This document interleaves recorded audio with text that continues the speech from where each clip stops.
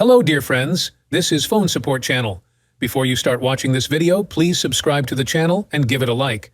And also write your feedback in the comments if this video helped you, or if you have any questions. Thank you. In this video, I want to show and tell you how you can literally block any user on Instagram in a couple seconds. To do that, you just go to Instagram, now you click search, and you find the profile that you want to block. Let's say, for example, this one here, open it up.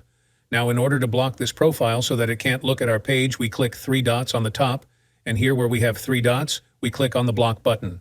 Now click on block or block and report. I just click on block. We just blocked this user. Now refresh the page and it says unblock. So it is blocked. Now to unblock this profile, we just have to go into it and then click on unlock, and then the profile is unblocked. As you can see, this is a very simple and fast way. Done. There is nothing complicated. The method is relevant in 2024. If you liked this video, put likes and subscribe to the channel.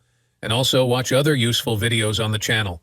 That was Phone Support. Bye-bye. See you later.